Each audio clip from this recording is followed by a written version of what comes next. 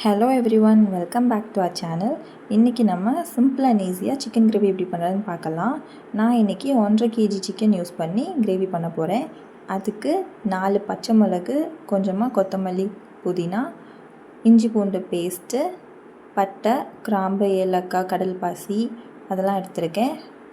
5 பெரிய வெங்காயம் ஸ்லைஸ் பண்ணி வச்சுருக்கேன். கூடவே 4 தக்காளியும் ஸ்லைஸ் பண்ணி வச்சுருக்கேன். இப்போ ஒரு கடாயில் கொஞ்சமாக எண்ணெய் ஊற்றிக்கலாம். எண்ணெய் நல்லா சூடானதும் எடுத்து வச்சுருந்தா பட்டை, கிராம்பு, ஏலக்காயெல்லாம் ஆட் பண்ணி நல்லா கிண்டிக்கோங்க. அது கூடவே ஸ்லைஸ் பண்ணி வச்சுருந்த வெங்காயத்தையும் ஆட் பண்ணி கொஞ்சமாக சால்ட் ஆட் பண்ணி நல்லா வதக்கிக்கோங்க. வெங்காயம் ஓரளவு வதங்கி வந்ததும் எடுத்து வச்சுருந்த இஞ்சி பூண்டு பேஸ்ட்டில் ஒரு 3 ஸ்பூன் போட்டு அதையும் நல்லா வதக்கிக்கோங்க.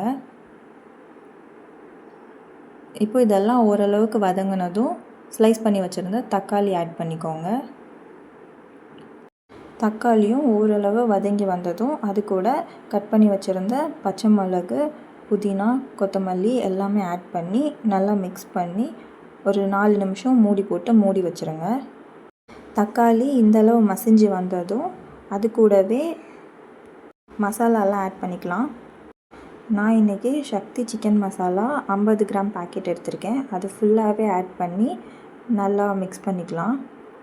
நல்லா கிண்டிட்டு அது கூட வீட்டில் அரைச்சி வச்ச கரம் மசாலா அது 1 ஸ்பூன் ஆட் பண்ணுறேன். இதையும் ஆட் பண்ணி நல்லா மிக்ஸ் பண்ணிவிட்டு அது கூட க்ளீன் பண்ணி வச்ச சிக்கனையும் ஆட் பண்ணி நல்லா மிக்ஸ் பண்ணிக்கலாம். மசாலா நல்லா சிக்கனில் படுற அளவுக்கு மிக்ஸ் பண்ணிவிட்டு அது கூட தேவையான அளவு உப்பு ஆட் பண்ணிக்கிறேன்.